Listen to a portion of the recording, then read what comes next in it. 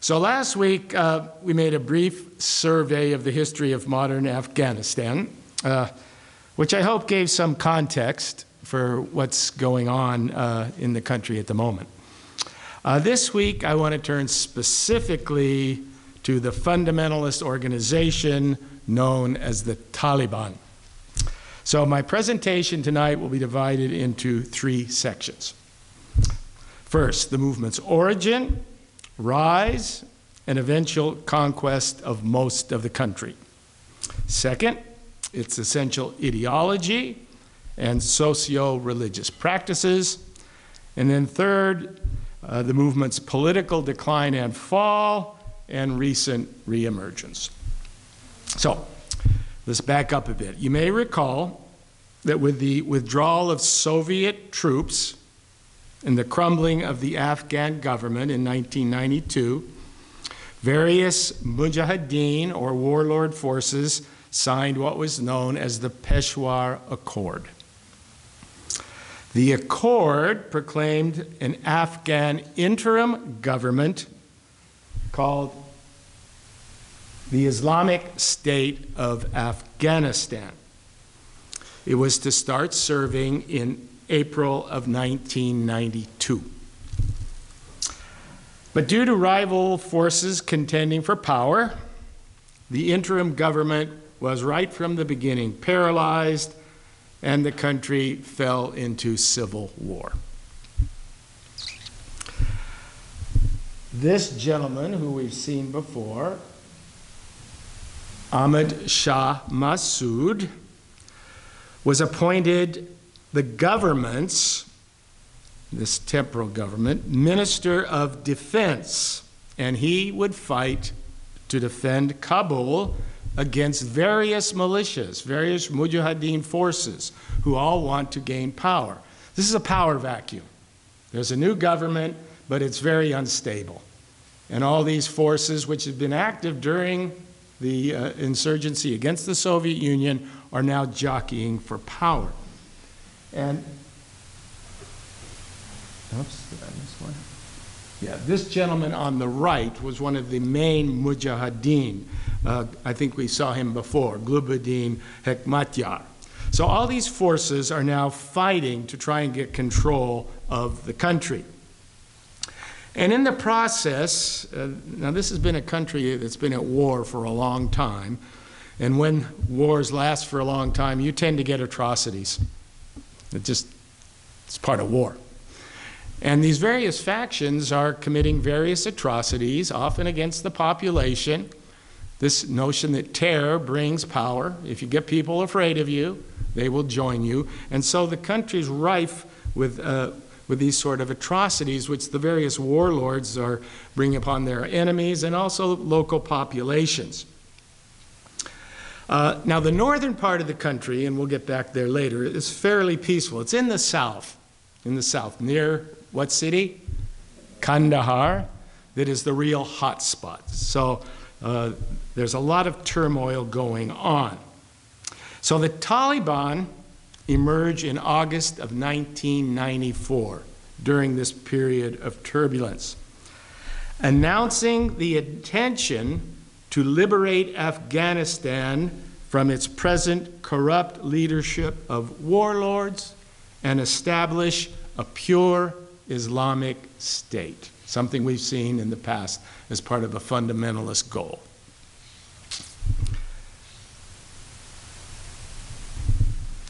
The founder was Mullah Muhammad Omar, from the Kandahar region. He was an ethnic Pashtun. You remember the Pashtuns were the tribal peoples, about 45% of the population.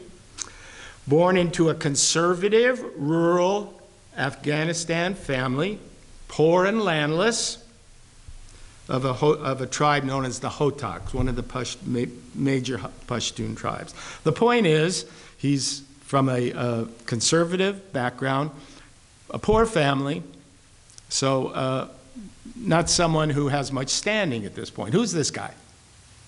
Quite an incredible story, actually. When he was 3, his father died, and therefore, after he was raised by his uncles, one of whom ran a religious school, a madrasa, where he studied. And after the Soviet invasion in '79, the young man was more or less left to fend for himself, sort of a semi-orphan, to fend for himself and the family. And he became a mullah, that's a religious teacher, in a Kandahar village. Now, traditionally, to be a mullah, somewhat in our system, to be a minister, you've got to go through some pretty extensive training. Well, in this situation, there wasn't a lot of training. His uncle had been sort of a proclaimed mullah, and that's what he became. He wasn't really a trained mullah, as none of these Taliban members were, and that's important to remember. He wasn't trained in the complexities of Islamic theology or anything else. He was from a poor Kandahar village. He subsequently joined what is known as the Hezb-e-Islam, or the Islamic Party. This was one of the many mujahideen groups that were fighting against the Soviets. So he joins this anti-Soviet group, and it was reported that he was a crack marksman who had destroyed many Soviet tanks during the Afghan war. So he became sort of a hero amongst this group. He was wounded 4 times. 4 times. When exploding shrapnel, and the worst one, hit his right eye. And and we don't have that many pictures of him, but this was a subsequent, and you can see the right eye is wounded. He was treated in a Pakistani hospital, and we're going to see the Pakistan-Taliban connection throughout much of the next hour. So after the Soviet withdrawal, he went back to his village, teaching in his school. And according to one legend, and you've got to remember, these are legends that developed after he became famous. So you can always take them with a grain of salt. But anyway, according to one legend, he had a dream one night in which a woman told him, "We need your help. You must rise. You must end the chaos. Allah will help you." It's interesting in the history of religions how many dreams have impact on individuals in decisions they make later.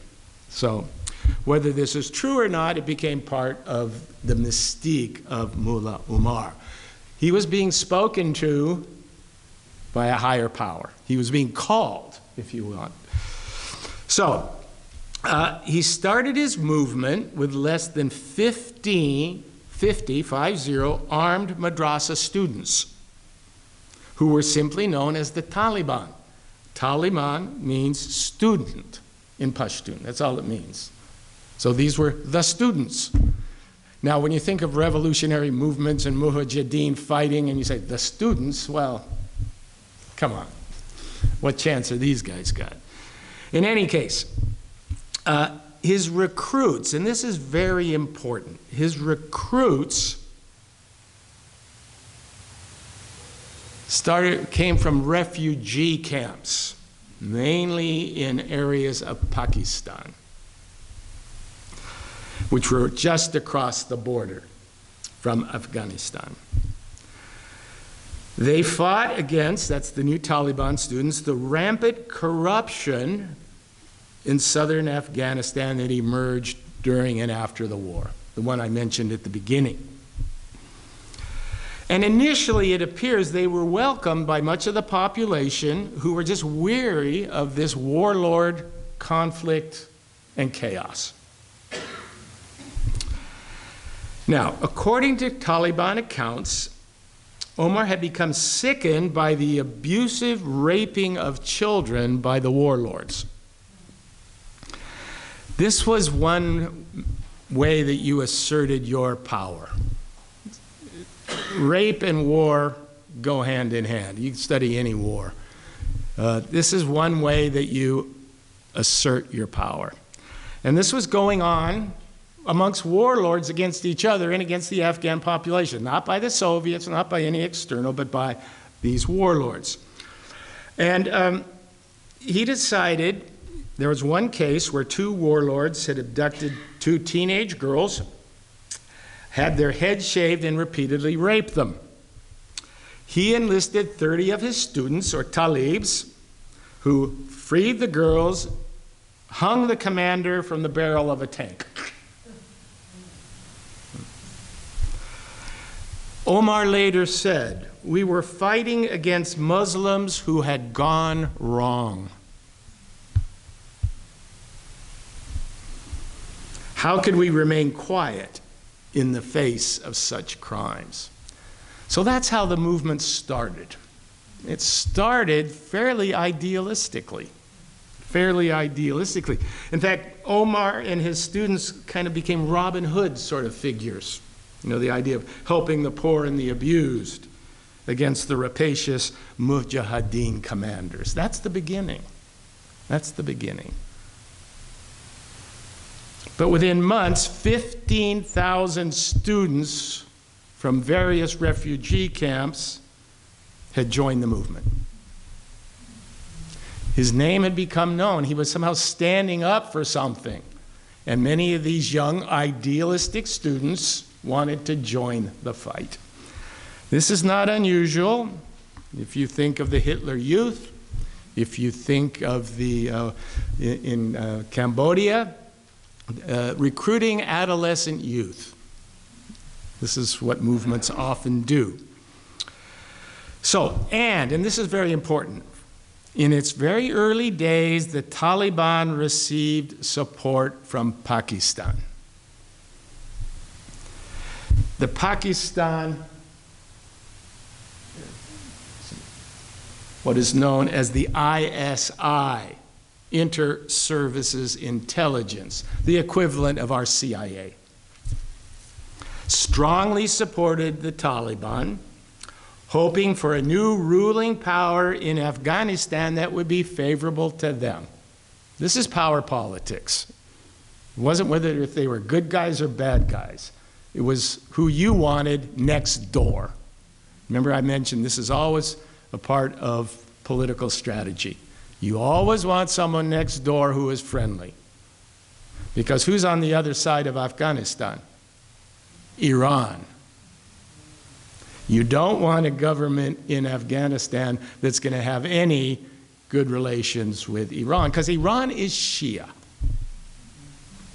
Remember that big divide.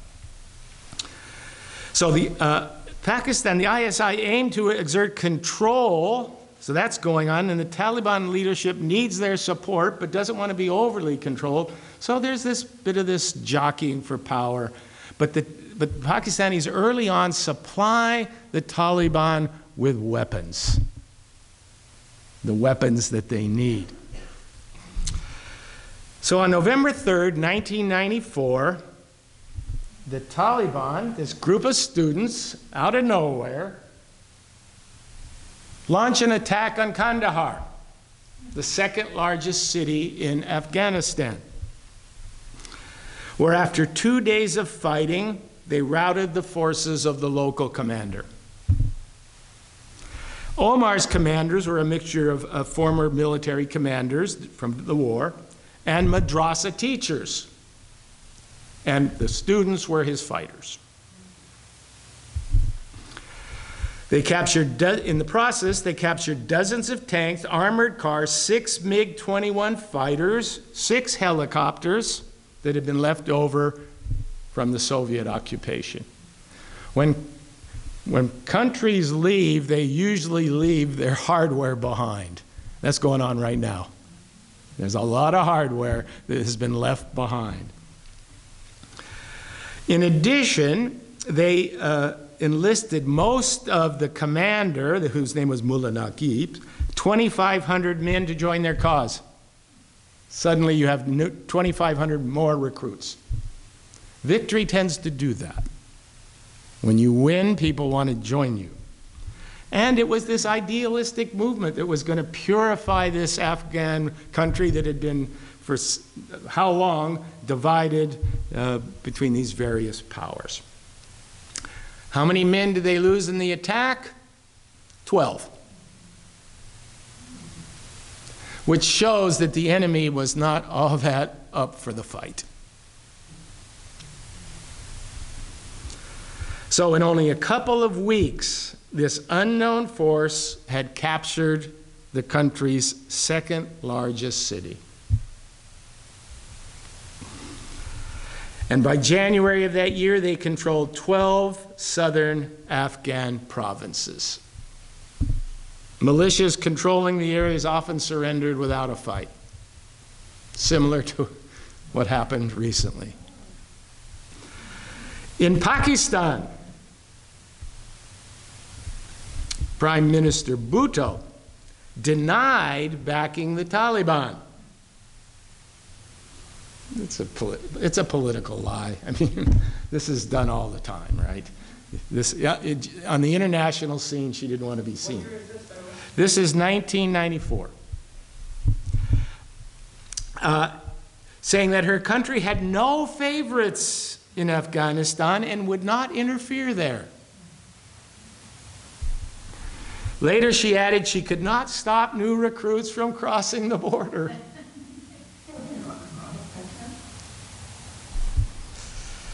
And Bhutto is known as a fairly liberal moderate, but once you get into power politics, it tends to do something to you. You're almost forced to lie if you want to remain in power. It's the nature of politics. So don't be surprised when politicians lie to you.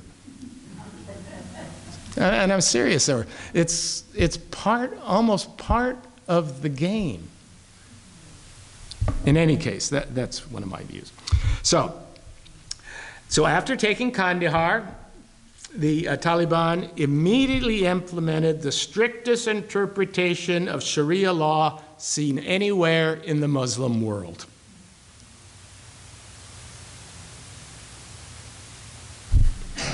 They closed girls' schools, banned women from working outside the home, required the burqa.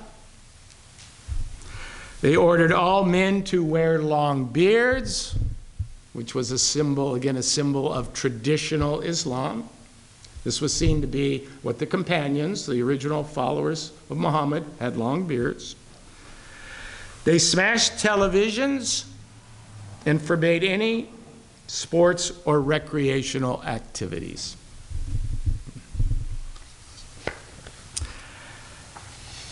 And now they began to turn north. What sits north of Kandahar?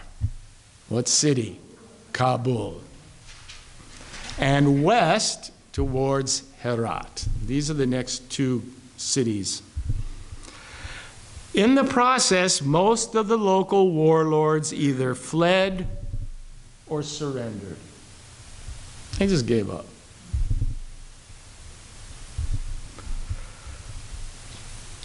So Mullah Omar and his students were, quote, on the march across Afghanistan. And in early 1995, they attacked Kabul. But they suffered their first devastating defeat by the government forces led by Ahmad Massoud, who we saw earlier.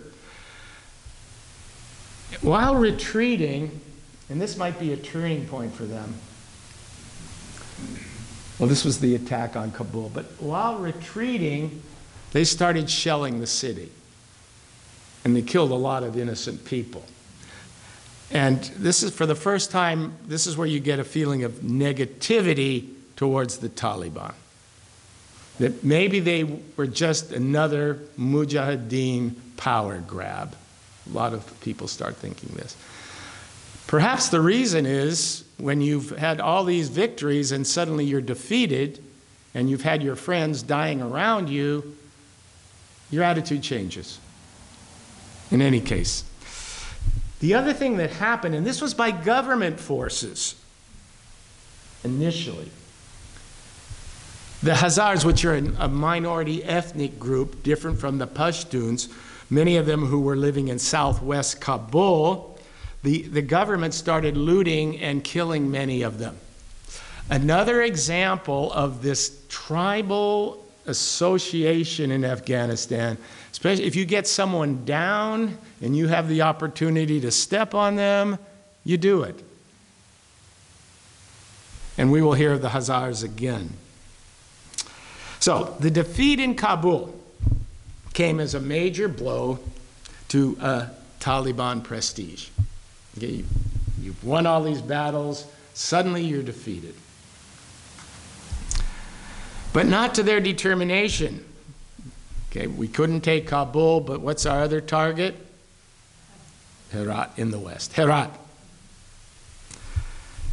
Now the Mujahideen leader in Herat was Ismail Khan. He was one of the most prestigious of the Mujahideen commanders, under whom the people of Herat had made great sacrifices in the war against the Soviets. He was progressive. Under his rule, 45,000 students were studying in schools, half of them women. But by 1995, he faced some pretty immense problems. For security reasons, he had disarmed the city's population and created an unpopular conscript army. To face the Taliban, he needed to quickly rearm the population while his conscript army was riddled with corruption. He also made a critical military miscalculation, believing that due to their previous defeat, the Taliban were on the verge of disintegration. He launched an ill-prepared and badly timed offensive against them. He thought they were on the ropes. They were, but they were like Muhammad Ali. Remember the fight on the ropes? Bouncing around? So he attacks, but to meet the threat, the Taliban quickly mobilized another 25,000 men, most of them fresh recruits out of Pakistan, out of the camps. The more experienced fighters of the Taliban were deployed in Datsun pickup trucks. This became one of the symbols. Okay, you may have seen these. They quickly outmaneuvered Khan's army and put them in full retreat. And by the end of August, they pushed them back all the way to Herat, and after 2 days of fighting, these forces all fled.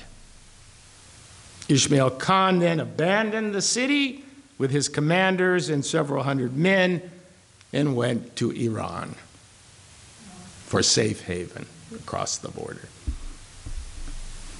The Taliban now controlled the entire west of the country. And the fall of Herat was really the beginning of the end for the Islamic State of Afghanistan. That's this interim government that's trying to defend itself.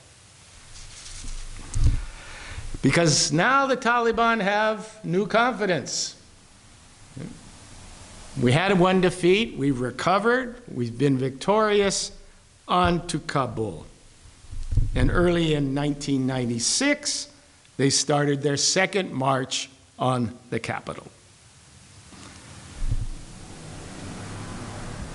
Analyst Ahmad Rashid, and he's written the best book on the Taliban, if you want to read about this in any great detail, considers the Taliban at this point to have been decisively supported by Pakistan, who was still denying it.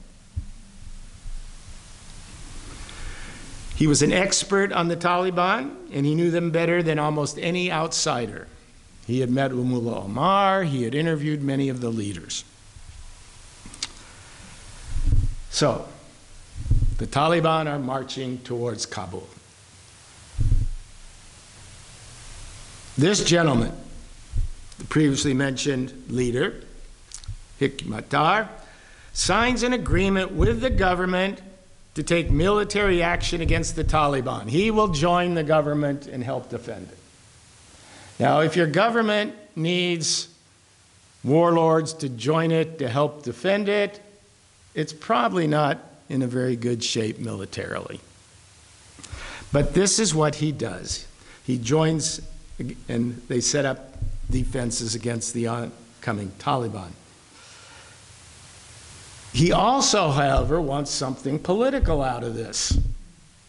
He wants a new cabinet formed in the government upon which many of his members will sit. And the government says, okay. What would be the equivalent here? The government decides to let an enemy, potential enemy, sit with your government to support it from another enemy. I mean, yeah. Okay, you can see the writing is on the wall. So on July 3rd, a new cabinet was formed, and then on August 8th, government forces made some initial successful raids against the advancing Taliban forces, but that was turned around. They were driven back. And on September 11th, 9/11, this is before 9/11, but 9/11, the Taliban take Jalalabad, which is only about 80 miles from Kabul. By September 26, with the Taliban in full attack, Ahmad Massoud, remember the defense minister, concluded that his forces had been encircled and decided to quickly withdraw those forces to the north. They leave Kabul. A day or so later, Hekmatyar does the same thing. The city, the capital, is abandoned. And by the next day, all key government installations were in Taliban hands, including the presidential palace, the ministries of defense and security and foreign affairs.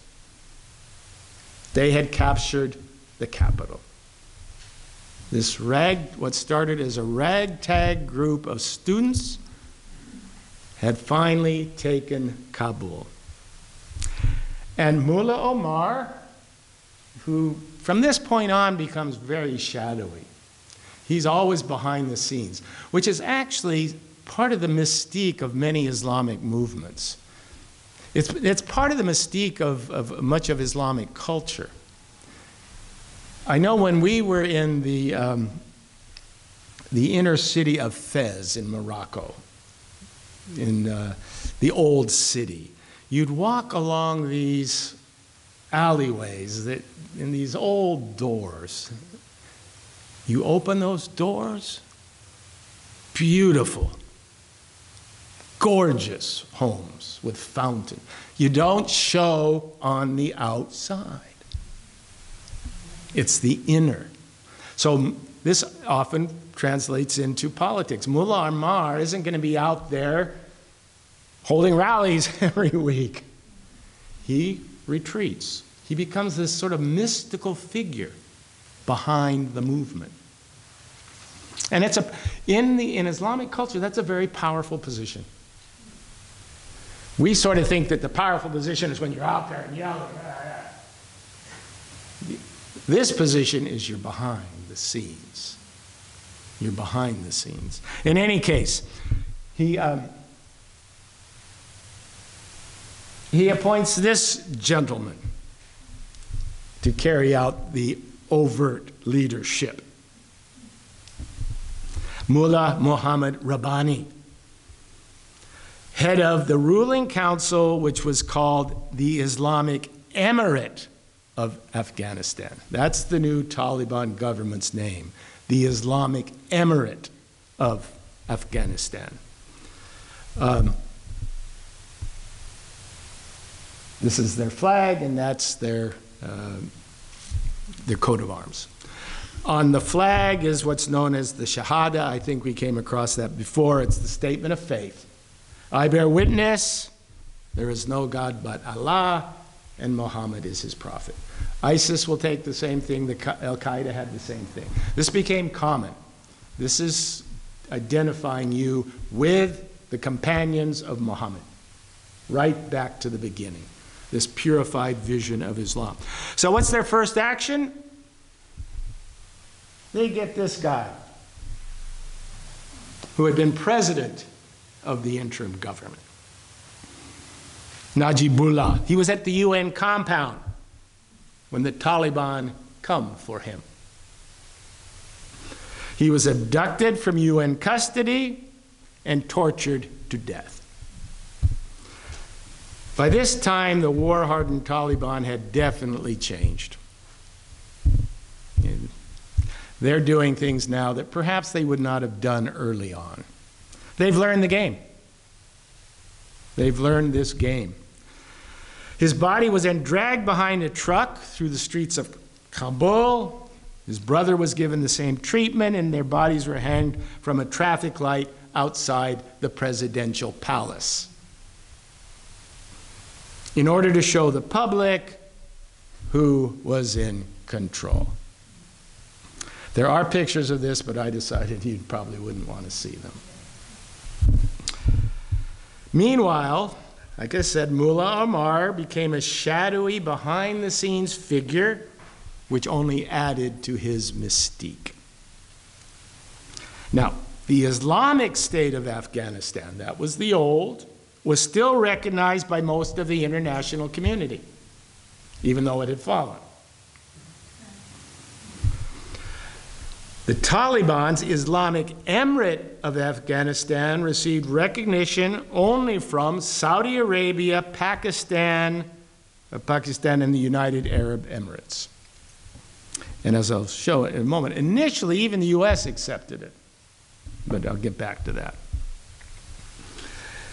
The defense minister of the Islamic State, remember Massoud, who had gone to the north, established what became known as the Northern Alliance, or the United Front.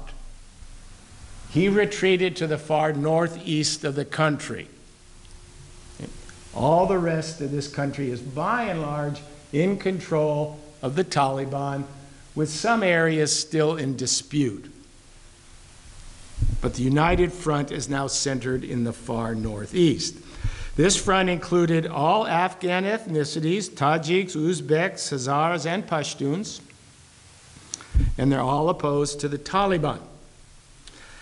During the ensuing conflict, the Taliban received military support from Pakistan and financial support from Saudi Arabia. When you're getting money from the Saudis and weapons from Pakistan.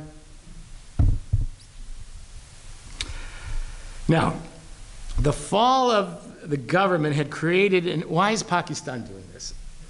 It had created an opportunity, at least from Pakistan's ISI, to emerge as a financier, organizer, and principal patron of the Taliban so that they could have influence internationally. They will have a friend in Afghanistan to support their needs against both Iran and who's their other enemy to the other side? India. In fact, if every government has ultimate contingency plans for what happens if if we're invaded and our government falls. We have that. It's secret, but we have it. In Pakistan, the plan was to retreat to Afghanistan and use that, therefore, as a base to come back and counter, let's say. And India was really a big threat. I mean, they had several wars with India. It came very close to atomic weapons being used. And I know that personally because I have a good friend who was a top gun in the Indian Air Force who told me that twice they were on the runway loaded.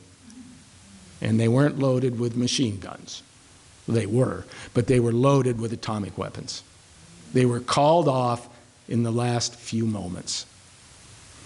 So in any case, Pakistan is supporting the war against the United Front, but the United Front is able to turn away this advance and basically keep control of the far northeast, all the way up to the invasion by the United States. Who also supported the Taliban? Al-Qaeda. Remember the link? The Al-Qaeda link with Osama bin Laden. This will, as we know, eventually lead to their initial downfall, because they allow Osama bin Laden to use training camps for his terrorist activities. So, according to a report by the UN, while trying to consolidate control over northern and western Afghanistan, the Taliban committed systematic massacres. Robin Hood had become Little John. One of the ones we know quite a bit about was a place called Mazar-i-Sharif in the north, where there was a large Hazar community, that ethnic group that I mentioned earlier. Between 700 and 1,000 Hazars were massacred by Taliban forces. So that's sort of the history of the background, how they came to take power. So now let us turn to an examination of their beliefs and their socio-religious practices. And here it would help to remind ourselves that the movement's recruits, or large numbers, came from, as we said before, that was the package. Refugee camps in Baluchistan, which is in southern Pakistan, and up in the north. These are where these recruits came from. If the mantra of real estate is location, location, location, the mantra of historians is context, context, context. That is, if you want to objectively grasp any group's views or attitudes, you must understand both the historical and sociological environment in which these views developed. In this case, the poverty and deprivation found in such camps, where overcrowding, inadequate toilets, the lack of electricity, as well as temperatures often over 100 degrees, made them, according to relief workers, almost intolerable. It should therefore not be surprising that the Taliban found in these camps willing recruits. You might just ask yourself, if you'd been raised in one of these camps, think there might have been any possibility that you would have joined a group of leaders who promised you glory, meaning, purpose, rather than this?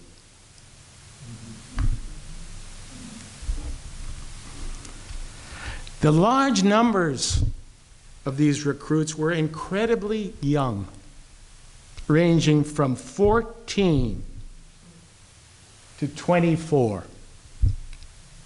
That adolescent period, and if you know anything about adolescence, it's a troublesome period in any case, even if you're in a great environment. Because what tends to come up during this period of time is the question of meaning. What am I doing here? I'm going through all these changes, and what's the purpose of all of this? I mean, we even know here we have a very high suicide rate amongst adolescent males. So this became the issue. And they joined. They attended makeshift fundamentalist Islamic schools. That's their school. Where they studied Quran, sayings of the Prophet, and Sharia as interpreted by their barely literate teachers. Yeah. Neither teachers nor students had any formal grounding in math, science, or history, not to mention Islamic philosophy or theology. Many of these young warriors did not even know the history of their own country. They were from a generation who had never seen their country at peace. They had no memories of their tribes, their elders, their neighbors, nor the complex ethnic mix of the traditional village. They were untrained for any occupation of their forefathers: farming, herding, handicraft making, and most significantly, they had no plans for the future. They were literally orphans of war, and they admired war because it was the only occupation to which they could adjust. They could do this. Oops, I don't want to hit that. I was told I was hitting it. Their simple belief in a messianic and puritanical Islam, which had been drummed into them by their mullahs, was the only prop they could hang on to, which would give their lives some sense of meaning. I think it was Viktor Frankl who said, "We can put up with most any form of suffering as long as we see meaning in it. Once we lose meaning, then we're in deep trouble, psychologically, spiritually." They were what Karl Marx had referred to as the lumpen proletariat, those who are unproductive and live on the margins of society. Moreover, they had been gathered into an all-male brotherhood, supporting each other. They were orphans who had grown up without the presence of women. Mothers, sisters, cousins, other female relatives. Most of them were orphans in these camps. Unlike in the traditional village, they had just never had known the company of women. The mullahs who taught them stressed that women were a temptation, a distraction from their being of service to Allah. Thus, they felt threatened by women, and it was much easier to lock women away, especially if the mullahs, who had virtually no knowledge of the complexities of Islamic law, were demanding this. Thus, the subjugation of women became the mission of the true believer. This was a sign that you were a true believer. And a fundamental marker that differentiated them from all the other Islamic groups and even the Mujahideen warriors in Afghanistan. None of them treated women this way. Now, I'm not saying that that women in these other areas were what we would call liberated, but no one treated women the way the Taliban did. Well, young, angry, adolescent males. Not that surprising. So, in the Taliban's first months, remember, sweeping victories, an entire mythology of invincibility was created, which bolstered their belief that Allah was on their side. How do you explain what we have done? There must be some sort of supernatural support here. It's not uncommon. When you're victorious, you have the notion, well, what was that Dylan song? With God on our side? Do you remember that, Bob Dylan? Everyone claims with God on our side. World War I, both sides claimed God was on their side.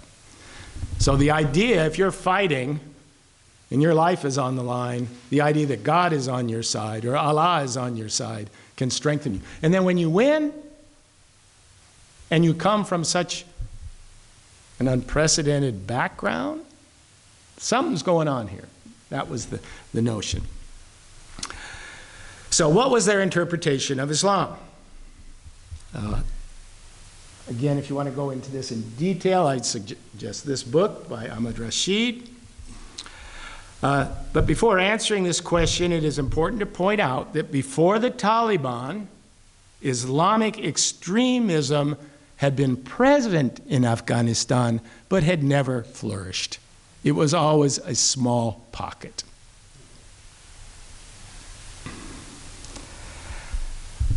There had always been more conservative interpretations, but there had also been moderate perspectives, as well as Sufi mysticism, which for the most part could coexist.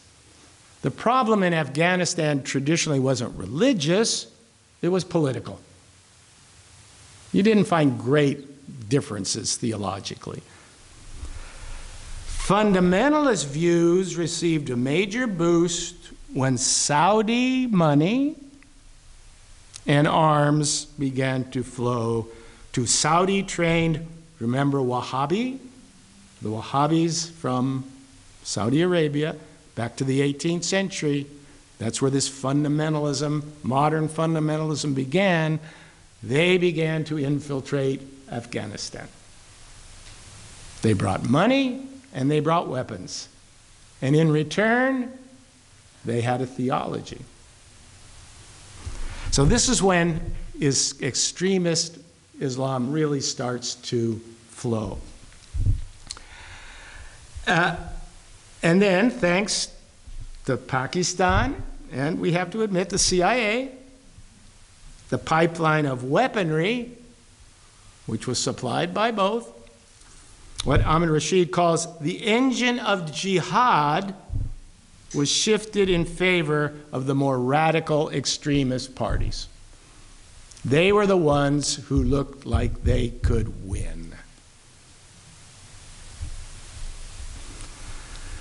So, what were these? You remember our original fundamentalist principles. The Taliban held these in extreme forms. Literalism regarding Scripture, no room for metaphor or deeper spiritual mystical understanding. The Word. And who was interpreting it? Untrained mullahs who had great power over their youth. I mean, I know as a teacher the power a teacher can have over young people. And it's always a danger, I think. It's a danger that teachers have to face, not to allow that to happen.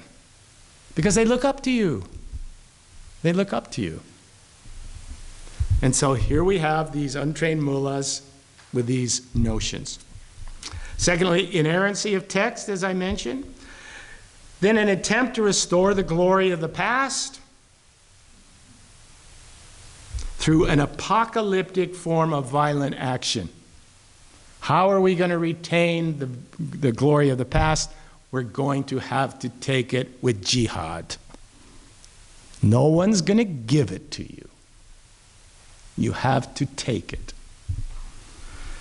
And a very puritanical view of the law, the Sharia, and legitimacy of punishing those who left its path. That's the other thing. Not only are you supposed to follow the Sharia, anyone who does not should be punished. And then a charismatic, almost superhuman leader as seen in Mullah Omar. Put all those things together. That's the Taliban ideology. One other element, however, which is very important. They also incorporate, I think I mentioned this in week 1, they incorporated into their theology something called Pashtunwali. This is a tribal code of honor. A tribal code of honor. Now, while this code places great emphasis on faith, bravery, loyalty, those sound like good things. Such virtues can easily be skewed in times, especially in times of conflict and war, whereby they come to represent and be expressed as blind adherence and fanaticism. Everyone says, yeah, loyalty is a good thing. How about fanaticism? That's a type of loyalty. Everything has its spectrum. Loyalty might be good. They also, I don't know if you can notice it up here, defend his family, women, and property against invaders, and also a very strong sense of revenge. This goes back to an old tribal ethic. Somebody does something against your tribe, it's an eye for an eye and a tooth for a tooth, and often both eyes and all teeth. Okay? And it's justified. It's justified as a code of honor. You never want to be shamed. Now, I think most of us would agree we don't want to be shamed. Of course, it depends what the elements of shame are. And one of the big elements of shame in these tribal societies is if your women either commit adultery, I mean that's, or even flirt, or even seem to be flirting. That brings shame upon the family. It means you can't control your women. How do you control your women then? You lock them up. You don't let them out. You cover them up. So this was part of this, and this has nothing to do with Islam. And it's important to realize that as Islam spread, it often incorporated local traditions. And Afghanistan is a very good example. This idea of honor, the family. Anybody insults my family, they pay. Well, you incorporate that into a very strong view of Sharia, and you get this extremism. Justice through revenge can lead to unchecked resentment and violent reprisal, and that's what we see happening. So these extremist views reject any accommodation, okay, not only with the West and modernization, but with moderate or liberal Islam. No negotiation. This is the truth. This is it. This is what we follow. If you give in, you know, this slippery slope notion, if you give in on anything, you're going to start, well, this is the notion that the Taliban held. Thus, their rejection of all Muslim ruling elites as corrupt. Remember, Osama bin Laden said the Taliban were the only legitimate Islamic government in the world. All the others were puppets, puppets of the West. They would not compromise their principles, even in exchange for international recognition. So you got to give it to them. I mean, if belief is your thing, they had it. And they weren't going to compromise 1 inch. Their goal in creating a purified Islamic society can be seen in this gentleman, Maulvi Kalmuddin. Who was he? He was head of the Department of the Promotion of Virtue and the prevention of vice. The moral police, who had behind it thousands of young zealots who were just looking for reasons to hurt people. They carried whips, long sticks, and as you can see here, rifles, weaponry. They patrolled the streets of Kandahar, Herat, Kabul, looking for transgressors. And what were some of these transgressions? I don't know if you can read that, but I'll read them. Women appearing in public, not wearing burqas, or even in households donning makeup or wearing high heels. Men not wearing full-length beards. If you were found that your beard was too short and you were modeling what they would call the Western image, you would likely be beaten, even on the streets. The playing of music in hotels, shops, cars, or rickshaws. Music takes you away from prayer. Music has that ability to move the passions. Therefore, no music. No display of pictures or portraits in hotels, shops, or vehicles, or even in homes. This is the very strict idea that there should be no imagery. No kite flying. Remember the novel? Charging interest on loans, or charging fees for money exchange. Interestingly, if you go back to the origins of the Catholic Church, charging interest on loans was a sin. That explains quite a bit about Jewish banking. Who were the bankers? The Jews, because they didn't have to worry about that. And finally, not praying during the 5 designated prayer times.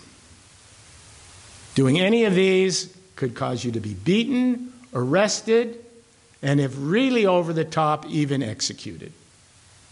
This is how we will control morals, the moral police.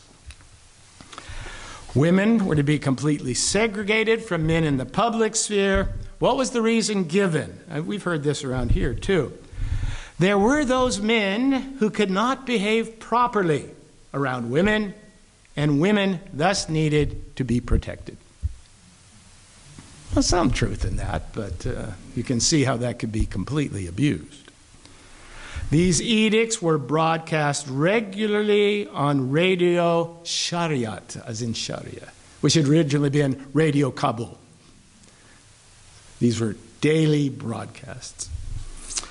So that's what they believe, and that was their practices, and they still are. Now, let's turn to the last section here. I know we're running a little late, but sorry. Okay, so hours after the Taliban took Kabul, September of 1996, acting State Department spokesman Glenn Davies said the U.S. could see nothing objectionable to the takeover. That was the initial response. Why did they say that? Or why did he say that? It wasn't based on any ideology. What is it usually based on? Some sort of, and this was, the collapse of the Soviet Union had created 5 independent states in Central Asia, which were sitting on huge reserves of oil and gas. It was thought that the Taliban's most important function would be to provide security for roads and eventually oil and gas pipelines. that would link these states to the international market through Pakistan rather than Iran. So there was this notion, okay, we don't like the Taliban, but they can be of use to us. The U.S. did a U-turn, as we all know. It was announced by Madeleine Albright. When we began to fear the Taliban would encourage radical Islamic movements in other countries, especially because Al-Qaeda was now based in Afghanistan. And our intelligence was telling us that this was not good, that we needed to really get rid of this government for our own protection. Now, on September 9th, 2001, we remember September 11th. Remember this gentleman? He had been the defense minister for the government who had now supported the United Front up in the Northeast. He's assassinated. He's assassinated by two Arabs posing as journalists. He had survived countless assassination attempts before, over a period of 26 years. This time he was not so lucky. I raise this because the assassination is believed to have had a connection to what happened 2 days later. The 9/11 attacks. John O'Neill was a counter-terrorism expert. On September 10, he said, "We're due. And we're due for something big. Some things have happened in Afghanistan," referring to Massoud's assassination. "I don't like the way things are lining up in Afghanistan. I sense a shift, and I think things are going to happen soon." That was said on September 10th. O'Neill died on September 11th when he was in the South Tower, when it collapsed. So, after 9/11, we covered this last, Massoud's United Front troops, he's gone, but they ousted the Taliban from power with support of the American invasion known as Operation Enduring Freedom. And from October to December of 2001, the United Front gave their support to the new government of Hamid Karzai. With the fall of Kabul to anti-Taliban forces, the Pakistan ISI worked with and helped Taliban militias who were in full retreat to escape to Pakistan. Taliban and Al-Qaeda combatants and ISI operatives were evacuated on Pakistani cargo planes. Former Pakistani President Musharraf, if you remember him, wrote in his memoirs that Richard Armitage, who was former Deputy of State, said Pakistan would be bombed back to the Stone Age if it continued to support the Taliban. Well, it was said, but it was never done. We weren't going to attack Pakistan. And that's what Pakistan knew. If you know you're not going to be attacked, and it doesn't matter what people say, they can say it as loud as they wish. So, in May and June of 2003, Taliban officials proclaimed the Taliban had regrouped and were ready for an insurgency. So they regrouped, and then they started to infiltrate the Karzai government, which was very porous, always from the beginning. In 2004, and this is important, the hidden Taliban leader, Mullah Omar, announced insurgency, and he stated the following. You can't read it there probably, but I'll read it to you. I am considering two promises. One is the promise of God. The other is that of Bush. The promise of God is that my land is vast.